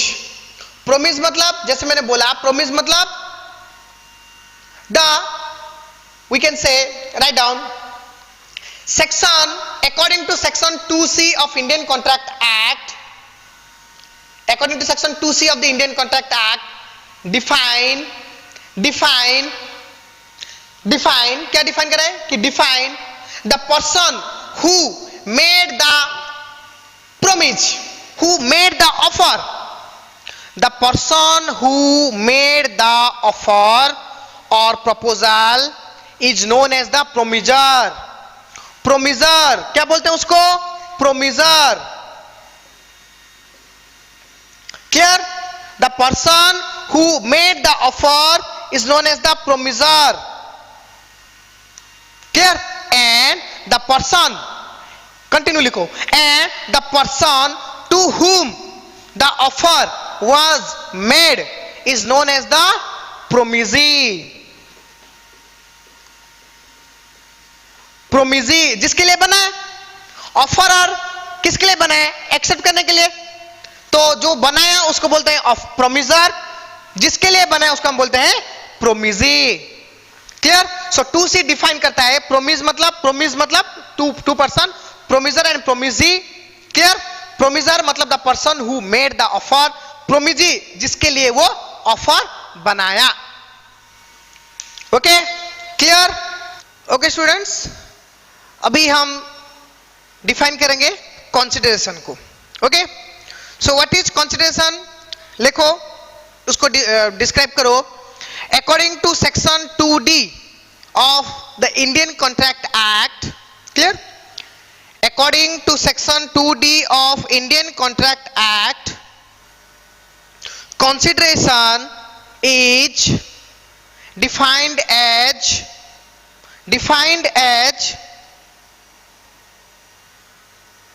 something in return, defined as something in return by both the parties, something in return by both the parties, that is promiser and promisee. Something in return by both the parties, that is promiser and promisee. Full stop. Clear? So consideration क्या होता है students? जैसे कि मैंने बोला कि promiser and promisee. Clear? Promisor मतलब जो कि जिसने ऑफर किया, ऑफरर. देखो और क्या बोलते हैं? प्रोमिसर और also known as the offeror, because he is the person who made the offer. And other person का नाम क्या है? प्रोमिसी. क्लियर? जिस मतलब प्रोमिसी, और जिसको हम क्या बोलते हैं? द एक्सेप्टर और ऑफरी. क्या? देखो वेरी सिंपल. प्रोमिसी मतलब जिसके लिए ऑफर गया, जिसके लिए गया द ऑफरी, और वो ही एक्सेप्ट करेगा. So he is known as the acceptor और ऑफरी. क्लियर? तो दोनों एक दूसरे के लिए, जैसे कि प्रोमिसर ने बोला कि मैं तुम्हारे लिए ये करूंगा, इन रिटर्न प्रोमिसी को भी प्रोमिसर के लिए कुछ करना पड़ेगा, because it is legal relation. Social relation तो नहीं है कि मैं करता जाऊं तुम मुझे कुछ ना दो. This is legal relationship. Legal relation मतलब something in return. We must get something in return what we pay, what we do. हम अगर दूसरे के लिए कुछ कर रहे हैं तो definitely we have clear mindset और इंटेंशन टू गेट समथिंग. इसीलिए तो हमने ये रिलेशन को बनाया. ये रिलेशन बनाने का फायदा क्या है? नहीं तो इसलिए बनाया कि मैं कुछ कर रहा हूं, that means I also have to get something. तो उसका हम बोलते हैं consideration. Something in return. Something मतलब एनीथिंग, आप कुछ भी दे सकते हो. क्लियर? कुछ भी जो कि पार्टी को एग्री होना चाहिए कि यस, मैं बोलूंगा मैं तुम्हें ये दूंगा, तुम मुझे ये दोगे, आई से यस, ओके, नो प्रॉब्लम, कोई बात नहीं, है कि नहीं? तो that is something in return. Clear? That is defined as the consideration. Clear? So consideration means something in return, in exchange of something. Exchange or simply like do in simple word, consideration means exchange of something between the two parties of a contract. Clear? Exchange of something between two parties of a contract. Contract में जो दो party हैं, offeror offeree, और offeror acceptor, और promisor प्रोमिजी, इन दोनों के बीच में जो चीजें एक्सचेंज होती है उसको हम बोलते हैं consideration, which is defined under section 2 subsection D, that is 2D of Indian contract act. Clear? Okay, ठीक है। देन नेक्स्ट हम देखेंगे agreement. Clear? What is agreement? जैसे कि हमने देखा एग्रीमेंट में क्या क्या था हमने स्टूडेंट्स, एग्रीमेंट मतलब मुझे तुमसे क्या चाहिए, तुम्हें मुझसे क्या चाहिए, जो हमने सिंपली डिस्कशन किया कि I promise to do this things for you, you promise to do this things for me, उसको हम सिंपल रिकॉर्ड करते हैं ताकि हम भूल ना जाए फ्यूचर में, और जिस बेसिस पे हम कॉन्ट्रैक्ट करें। क्लियर? तो उसी को बोलते हैं एग्रीमेंट। क्लियर? तो उसको डिफाइन करो अकॉर्डिंग, जैसे मैंने बोला ये पूरा स्टार्टिंग में सब मीनिंग के स्टार्टिंग में ये रहेगा, ठीक है। According to section 2E of Indian contract act, according to section 2E of Indian contract act 1872, every promise, PROMISE, every promise, clear? Every promise and a set of promise, एक चीज के लिए प्रोमिस करूं और नहीं तो सेट, 2-3 चीजों के लिए मैं प्रोमिस कराऊं कि तुम मुझे ये दो, मैं तुम्हारे लिए 3 चीज करूंगा। क्लियर? तो that is set of promise. Every promise mean single promise, every promise or a set of promise forming the consideration for each other, forming the consideration for each other, मैं तुम्हारे लिए ये करूंगा प्रोमिस, तुम मेरे लिए ये करोगे promise. A promise, every promise or a set of promise forming the consideration for each other is an agreement। Clear? लिखा? एग्रीमेंट मतलब according to section 2E of the Indian contract act, every promise और a set of promise forming for consideration for each other, consideration for each other, एक दूसरे के लिए क्या क्या promise किए हैं, एक प्रोमिस और एक से ज्यादा प्रोमिस, उसको हम बोलते हैं agreement. Clear? Clear? Full stop. फिर लिख दो एग्रीमेंट इज इक्वल्स टू, जिसको जैसे कि हमने लिखा था agreement is equals to, agreement कैसे बनता है, agreement is equals to promise plus consideration, जो कि हमने लिखा था उससे पहले मैंने जो डायग्राम में बताया, ठीक है। Agreement means promise and for consideration, promise forming consideration for each other, that is called agreement. Clear? Okay, हो गया, समझ में आ गया। नेक्स्ट एग्रीमेंट के बाद क्या है, reciprocal promise. Clear? Reciprocal promise, so इसको डिफाइन करो students. Reciprocal promise according to section 2F of Indian contract act 1872, reciprocal promise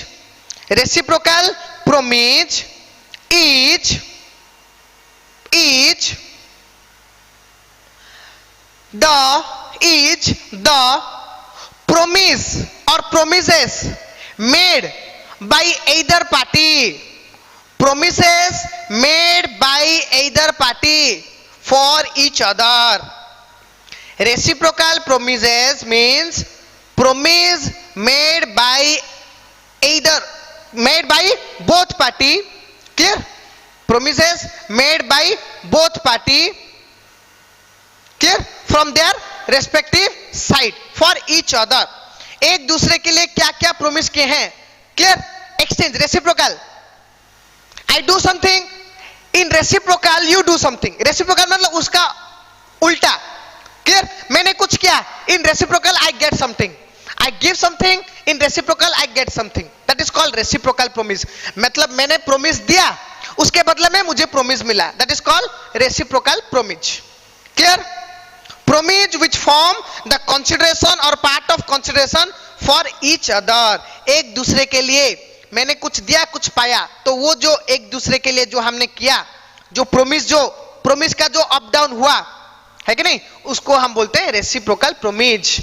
I do promise for this thing, you do promise for that thing. Clear? That is called reciprocal promise. Clear? Promise between two party, clear, between two party of the contract for each other, एक दूसरे के लिए क्या क्या करेंगे उसको हम बोलते हैं रेसिप्रोकल प्रोमिज।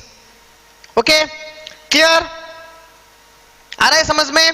देन हो गया रेसिप्रोकल प्रोमिस एग्रीमेंट। एग्रीमेंट होने के बाद हम क्या करते हैं, इफ वी वांट और if we don't want to continue with that agreement, if you don't want to make the agreement into contract, that means our mind change, then we can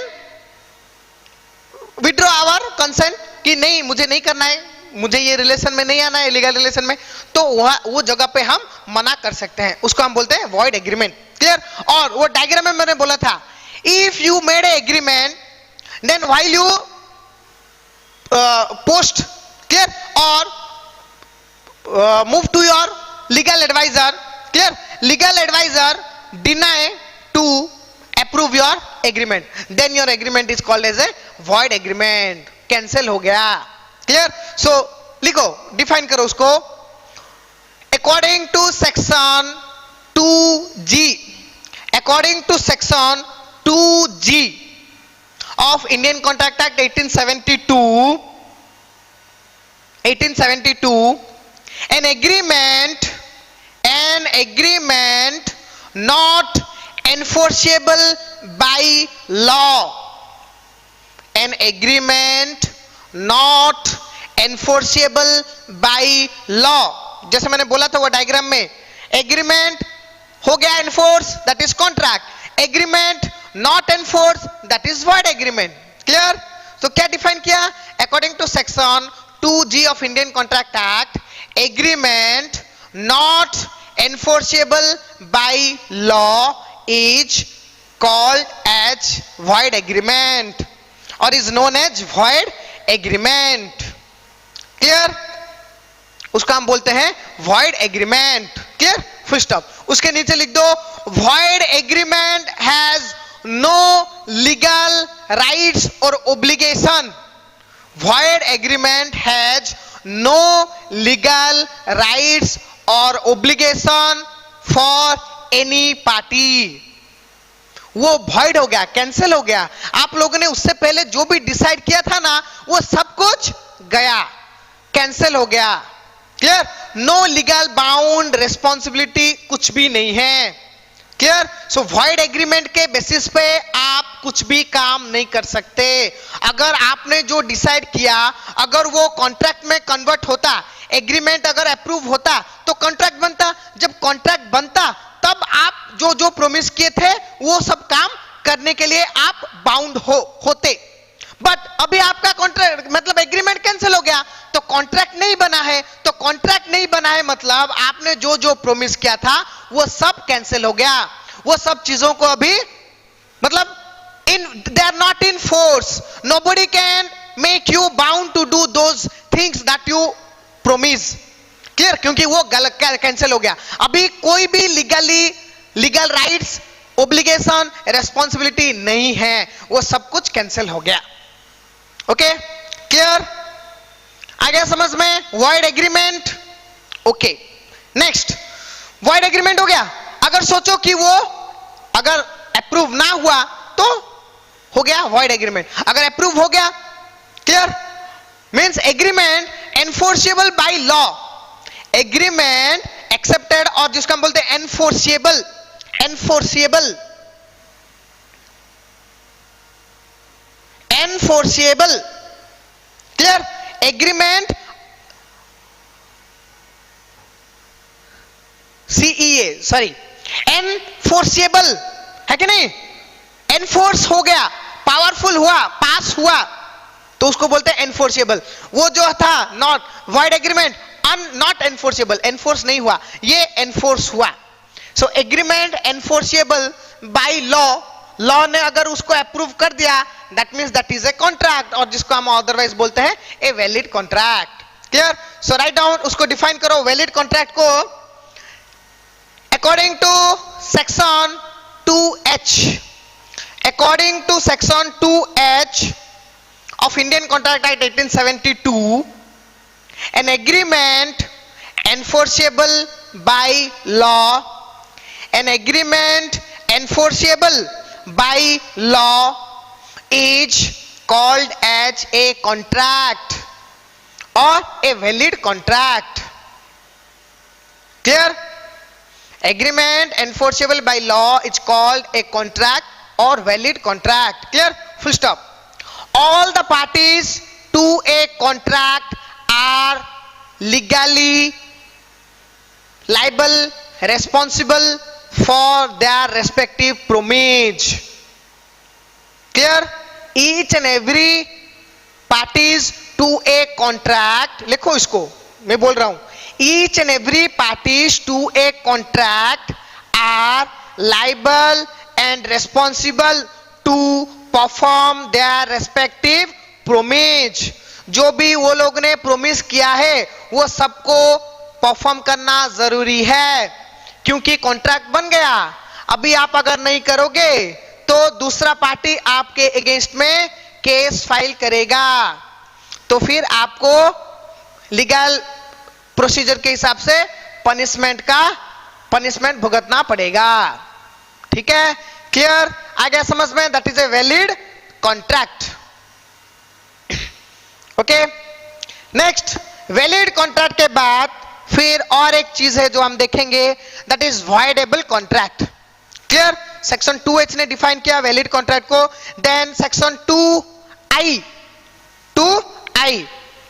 2I define the voidable contract. What is voidable contract? Write down. According to section 2I of Indian Contract Act 1872, जैसे कि मैंने बोला voidable मतलब either party के पास authority है, rights है कि आगे जाके वो मना कर दे कि नहीं मैं ये नहीं करना चाहता हूं, म्यूचुअली होना चाहिए। आप मना करो, दूसरा पार्टी भी उसको एग्री करना पड़ेगा। नहीं तो ऐसा नहीं कि आपने मना कर दिया, दूसरा पार्टी नहीं मैं करूंगा, तो आप उधर से रिलीज नहीं हो सकते। दोनों बोलेंगे कि चलो हम लोग मानते हैं कि नहीं हम लोग ये नहीं करते हैं। क्लियर? तो वो बेसिस पे ही वो वॉइडेबल हो सकता है। ओके, तो write down, according to section 2I of Indian contract act 1872, an agreement which is enforceable by law उसको enforce करेगा, accept करेगा, enforceable by law at the option of one or more parties, at the options of one और more party, उसमें जितने party हैं one और मोर, दूसरे side से वो बोल रहा है। ठीक है? जो टू साइड है ना, वन साइड जो प्रोमिस कर रहा है, मतलब जो ऑफर किया, जो एक्सेप्ट किया, तो वो बोल रहा है कि इधर साइड।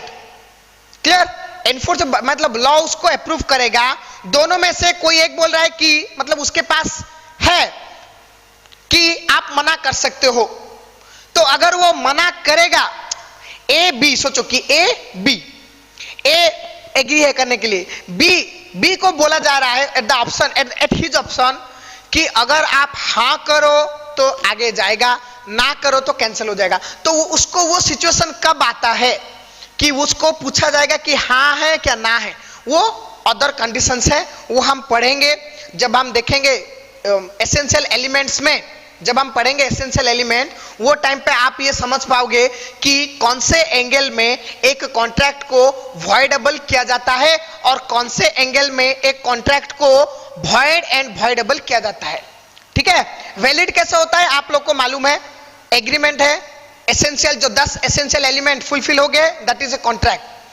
बट वो वॉइडेबल कब होता है, वॉइड कब होता है, वो हम देखेंगे इन द फर्दर क्लास। आप जब देखोगे ना जो एसेंशियल एलिमेंट्स, वो देखने के बाद आप ये समझ जाओगे कि कब एक कॉन्ट्रैक्ट वॉइडेबल और वॉइड होता है। अभी मैं जस्ट आपको लीगल टर्म बता रहा हूं कि an agreement enforceable by law at the option of one और मोर पार्टी। दूसरे साइड में एक से अधिक हो सकता है। मैंने बोला ए एंड बी, बी के साथ उसके 4 जन होंगे, चलेगा, कोई बात नहीं। तो दैट इज वन पार्टी और more party. Clear? So at the option of one और more of the parties thereto मतलब उसमें THERE TO2 देयर टू मतलब उसमें जो जो है, वो कॉन्ट्रैक्ट में जो जो है। Clear? But not at the option of others, but not at the option of others. जैसे मैंने बोला किसी एक पार्टी को ही वो लीगल राइट मिलेगा कि अगर आप हां बोलो तो वैलिड, ना बोलो तो कैंसल। तो उसी को मतलब जिसको मिलेगा उसको वो बोल रहा है कि eight the option of the one party but not at the option of other. दूसरे के पास कुछ नहीं है। ए को मैंने बोला कि आप बोलो, आपके हिसाब से होगा, आप हाँ बोलोगे आगे बढ़ेंगे, ना बोलोगे कैंसिल कर देंगे। बी बोला कि मुझे भी पूछो, नहीं, बी के बोलने से कुछ नहीं होगा because law has given right. और क्लियर? ऑप्शन किसको पूछा? ए को पूछा। ए को क्यों पूछा? उसका कुछ रीजन है, वो रीजन हम देखेंगे। बी को नहीं पूछा, क्यों नहीं पूछा? बिकॉज बी के पास कुछ रीजन नहीं है, बी से पूछने का कुछ भी रीजन नहीं है, इसलिए बी से नहीं पूछा जाएगा, ए से पूछा जाएगा कि you are comfortable to run this agreement contract or not. If you say yes, then we will validate it. If you say no, then we will cancel it. alright? इसलिए ये बोल रहे हैं कि at the option of one or more party मतलब वो एक हो कि ग्रुप हो, one or more party that too clear but not at the option of others, दूसरों के हिसाब से नहीं चलेगा। clear? is a voidable agreement but not at the option of others, comma is a voidable contract, is a voidable contract। आ रहा है समझ में? देखो मैं एक एग्जांपल दे रहा हूं। सोचो कि ए और दूसरा जो है ना बी सी डी, ये तीनों मिलके इन दोनों के बीच में कुछ कॉन्ट्रैक्ट हुआ, ठीक है? ये मैं बोल रहा हूं जो कब मिलेगा, देखो कब मिलेगा। ऐसा कुछ हुआ कि सोचो ए ने ना बी के लिए कुछ बोला, कुछ प्रॉमिस किया, बी सी डी ने भी मिलकर ए के लिए प्रॉमिस किया कि हम लोग ये करेंगे। क्लियर? क्या है? देखो कुछ भी ले लो कि ए का एक बिल्डिंग है, 3 फ्लोर वाला बिल्डिंग है, बी सी डी को बोला कि मेरा बिल्डिंग आप ले लो। क्लियर? बी सी डी ने बोला चलो ठीक है, अच्छा बिल्डिंग है, ले लेते हैं। तो ये क्या किया? उन लोग के बीच में डील हुआ कि ए अपना बिल्डिंग बेचेगा बी सी डी को और बी सी डी उसके रिगार्डिंग जो भी है नेगोशिएबल प्राइस, द कंसिडरेशन जिसको बोलते हैं हम, ये देगा उसको बिल्डिंग। ये लोग क्या देंगे? The money. कितना मनी डिसाइड होगा कि सोचो कि एक एक बिल्डिंग का 50 लाख। क्लियर? सो 150 लाख, 150 लाख देने का हो गया डील। अब ये होने के बाद कॉन्ट्रैक्ट हो गया, चलो ये सब हो गया, offer, acceptance, promise, consideration, agreement, reciprocal सब हो गया। वॉइड भी कैंसिल हो गया, वॉइड नहीं किए वो लोग, आगे बढ़े, कॉन्ट्रैक्ट बन गया, अभी वैलिड कॉन्ट्रैक्ट बन गया। बनने के बाद पता चला क्या पता चला कि बी सी डी को पता चला कि ये जो बिल्डिंग ए ने बेचा उनको, वो जो एक्चुअली ए का बिल्डिंग नहीं है। ए ने वो जो बिल्डिंग का कुछ फेक बनाया है, क्या पेपर्स, फेक पेपर्स है, लीगल डॉक्यूमेंट्स नहीं है, ठीक है? वो जो फेक डॉक्यूमेंट के बेसिस पे वो बिल्डिंग उसको बेच दिया है कि नहीं? और नहीं तो एनी अदर वे फ्रॉड, एक बिल्डिंग नहीं था, उसने फ्रॉड किया, मतलब जो ये जो हो गया ना फ्रॉड केस, डुप्लीकेट पेपर। और नहीं तो चलो दूसरे का घर दिखा दिया, एक अच्छा वाला घर दिखा दिया कि हाँ ये बिल्डिंग है, ये बोला हाँ ये अच्छा बिल्डिंग है, अच्छा दिख रहा है, जाके पूरा दिखा, पूरा इंस्पेक्शन हो गया, पूरा अच्छा, बट एक्चुअल में वो बिल्डिंग वो जो बेच ना वो नहीं है, वो बस दिखाने का एक था, वो बेच दिया किसी मतलब और जगह का बिल्डिंग बेच दिया। ये लोग जब गए एक्चुअली बीसीडी वो जगह पे, वो देखा ये तो दिखाया था एक, ये अभी बिल्डिंग दिखा रहा है, एक का डील हुआ था, मतलब सुपरविजन के टाइम पे, इंस्पेक्शन टाइम पे एक हुआ था, ये हो गया दूसरा, तो दैट इज ए फ्रॉड, ये एक फ्रॉड हो गया। ए ने हमारे साथ फ्रॉड किया, फ्रॉड। तो अभी बीसीडी क्या करेंगे कि नहीं ये कॉन्ट्रैक्ट वैलिड नहीं है, इसको हम कैंसिल कर देंगे। तो अभी क्या होगा, मैंने जैसे बोला कि it is enforceable by law. BCD अगर इधर सोचेंगे कि चलो बिल्डिंग तो मिल गया रख लेते हैं, तो उन लोग का ऑप्शन है, तो देखो इधर जो लॉ ऑप्शन किसको देगा, बीसीडी को ही देगा, ए को नहीं देगा, क्योंकि ए इधर गिल्टी है, उसने फ्रॉड किया है, बीसीडी ने नहीं किया है, इसलिए उनको ऑप्शन मिला कि लॉ ने बोला आई will enforce that contract at the option of one party और मोर पार्टी दैट टू। ये कॉन्ट्रैक्ट में जो जो पार्टी है बीसीडी, अगर आप लोग बोलोगे आपके ऑप्शन पे, if you say yes I will make it valid, I will enforce it, if you say no this is a fraud case, we are not agree with this, we don't want that building, तो उसको हम cancel कर देंगे। Clear? तो इधर इनका ही, but not at the option of other. A बोलेगा कि नहीं मुझे बेचना ही है, हो गया, नहीं चलेगा, क्योंकि ए इधर गिल्टी है, उसके हिसाब से नहीं चलेगा, बीसीडी जो बोलेंगे वही चलेगा। क्लियर? तो ये बेसिस पे हम कर सकते हैं क्या, एक कॉन्ट्रैक्ट को वॉइडेबल कॉन्ट्रैक्ट हो सकता है। तो इधर बीसीडी अगर बोलेंगे कि हमें कौन से कैंसिल करना है, तो वो कॉन्ट्रैक्ट हो गया एक void, the voidable become void. Clear? If they say yes, we will go on, then that will be a valid contract. Clear? So voidable either two side है, voidable बीच में है, either right में जाएगा, right मतलब valid, left मतलब invalid और void. Okay? Clear? आ गया समझ में? Next. Then last वाला है void contract. Void, it is very simple. क्या है void contract? देखो अकॉर्डिंग टू सेक्शन 2J, ये स्टूडेंट्स 2J दिखाई दे रहा ना अच्छे से, 2J, according to section 2J of Indian contract act 1872, a contract, देखो a contract which seize,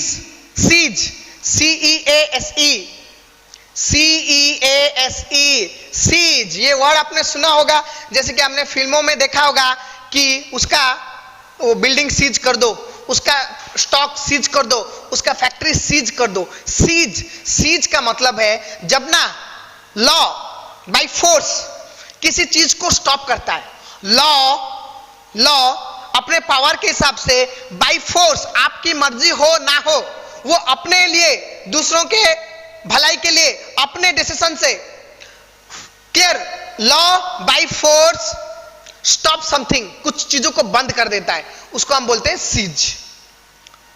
clear? सो इधर क्या हुआ, लिखो continue, a contract which ceases to be enforceable, which ceases to be enforceable, वो जो एनफोर्स होने वाला था ना, उसको लॉ ने सीज कर दिया, बंद कर दिया, स्टॉप कर दिया, कुछ रीजन होगा शायद इसलिए बंद कर दिया। क्लियर? कि सोचो कि आप दोनों के बीच में एक कॉन्ट्रैक्ट हुआ था, ए और बीसीडी के बीच में एक कॉन्ट्रैक्ट हुआ था, कॉन्ट्रैक्ट हो गया फिनिश। अभी क्या हुआ कि जो होने वाला था ना, आपने कॉन्ट्रैक्ट बना दिया, बिल्डिंग नहीं गया है, पोजीशन मतलब ओनरशिप ट्रांसफर नहीं हुआ है, पैसा भी नहीं गया है, कॉन्ट्रैक्ट बन चुका है आपका, मतलब परफॉर्म करना बाकी है, आप लोग करोगे परफॉर्म, आप पैसे दोगे, बीसीडी पैसे देंगे, ए उनको बिल्डिंग का पोजीशन देगा, की एंड पेपर्स। सोचो ये वैलिड वाला है, ठीक है, वैलिड, ए मतलब एक का जो बिल्डिंग है, एक का ही बिल्डिंग है, वो है वैलिड वाला, वो गया। दूसरा एग्जांपल, ये दूसरा एग्जांपल मैं दो रहा हूं, A valid owner, BCD valid buyer, दोनों के बीच में कॉन्ट्रैक्ट हुआ कि इतने इतने प्राइस में हम बेचेंगे, हम खरीदेंगे, कॉन्ट्रैक्ट हो गया। होने के बाद लॉ ने क्या किया, वो ये जो इन दोनों के बीच में जो कॉन्ट्रैक्ट, उसको सीज कर दिया, the contract is cease, clear, to be enforce. अभी कॉन्ट्रैक्ट मतलब लॉ बोला कि ये जो आपने कॉन्ट्रैक्ट किया है ना, ये अभी अनफोर्स नहीं होगा, आगे नहीं बढ़ पाएगा, इसको इधर ही बंद कर दो। कुछ रीजन होगा, क्या क्या वो रीजन है वो हम देखेंगे बाद में।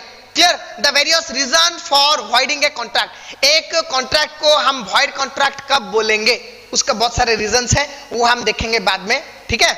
तो वो टाइम पे क्या हो गया कि a contract cease to be enforceable, enforce होना बंद हो गया, मतलब अभी वो पावरफुल नहीं बचा है, लॉ ने जो उसको एनफोर्स किया था ना, उसको सीज कर दिया, स्टॉप कर दिया।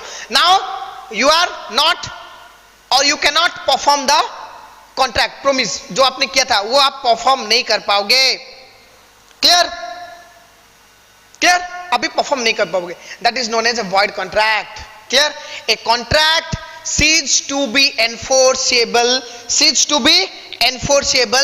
become void contract, उसको हम बोलेंगे void contract, वो कैंसिल हो गया। अभी A B C D सब रिलीज, अब कोई किसी को कोई नहीं बोलेगा, जो प्रोमिस हुआ था वो सब कैंसिल हो गया, बिकॉज लॉ ने ऑर्डर दे दिया कि इसको कैंसिल कर दो।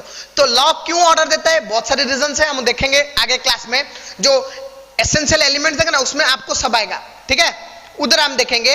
बट अभी हम देखेंगे, ये सोचो मैं एग्जांपल दे रहा हूं कि ए बी सी डी ये बंद क्यों होगा। देखो क्यों होगा ना, सोचो कि A belongs to Pakistan, let A belongs to Pakistan and B C D belongs to India. Clear? तो ए का ना जो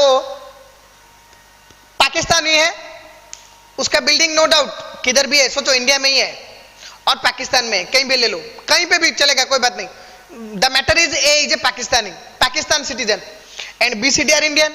तो सोचो कि जब ये कॉन्ट्रैक्ट हुआ ना, वॉइड मतलब कॉन्ट्रैक्ट हो गया, कॉन्ट्रैक्ट होने तक सब सही था, सब अच्छे से गया, it fulfil all the legal requirements, all the essential requirement, law ने भी उसको अप्रूव कर दिया, बिकॉज इंडिया पाकिस्तान के बीच में रिलेशन अच्छा था। अभी सोचो कॉन्ट्रैक्ट होने के बाद इंडिया एंड पाकिस्तान के बीच में वार स्टार्ट हो गया। क्लियर? मतलब technically the two country are declared as two enemy. अभी लॉ का अपना ये है एक कंडीशन कि आप एनिमी के साथ कुछ भी कॉन्ट्रैक्ट नहीं कर सकते, क्योंकि उसमें आपको प्रोटेक्शन नहीं मिल पाएगा, लॉ आपको प्रोटेक्शन नहीं दे पाएगा, इसलिए you cannot make any contract, any legal relationship with the enemy. तो अभी बी सी डी ए के साथ जो रिलेशन हो गया, क्या हो गया? विथ एनिमी हो गया ना, एनिमी हो गया, तो it is not a valid बोल दिया है। तो in that particular ground law cease to enforce your contract. Clear? At that point of time your contract is called as a void contract. Clear? Okay, आ गया समझ में? Students देखो कितना इजी है, ये जो मैटर्स मैंने बोला है, ये लीगल टर्म्स आपको याद रखना है। समझ में आ गया अच्छे से? उसको लीगल टर्म्स को याद रखो, जो वर्डिंग्स एंड जो सेक्शन, देखो कितना इजीली आसानी से मैंने बोल दिया। जो प्रोसेस वाइज पहले ऑफर मिला, फिर उसको आपने एक्सेप्ट किया, फिर प्रोमिजी एक्सचेंज हुआ, फिर कंसिडरेशन क्या लेना देना है, फिर एग्रीमेंट बन गया, एग्रीमेंट के बाद reciprocal promise, in between exchange में आपको क्या क्या मिला, फिर अगर आपको दिमाग में है कैंसिल करना है तो यू कैन वॉइड और you can make it valid. Valid होने के बाद you have two more chances, that is it can be voidable और इट कैन बी वॉइड। बस उसी के हिसाब से हमने उसको जो सेक्शन भी दे दिया है, 2A 2B C D E F G H I J, इतना सेक्शन बहुत ही इंपॉर्टेंट है। इतने सेक्शन में आपका मतलब जो इंडियन कॉन्ट्रैक्ट का मैक्सिमम पार्ट इतने सेक्शंस में ही आ जाता है। ठीक है? क्लियर? तो ये जो क्लास में हमने क्या क्या सीखा कि व्हाट इज ए कॉन्ट्रैक्ट, एक कॉन्ट्रैक्ट कैसे बनता है, वो डिटेल नेक्स्ट क्लास में हम देखेंगे। क्लियर? कि what is a contract in detail, in technically from legal point of view, what is a contract and different types of contract. Clear? But today we have discuss about what is a contract in literally speaking, मतलब conceptually बोलेंगे तो contract का मतलब आपका आ गया समझ में। Contract मतलब ए लीगल रिलेशनशिप, लीगल रिलेशनशिप के लिए इतना ये सब ट्रांजैक्शंस होते हैं, ये सब प्रोसेस होते हैं।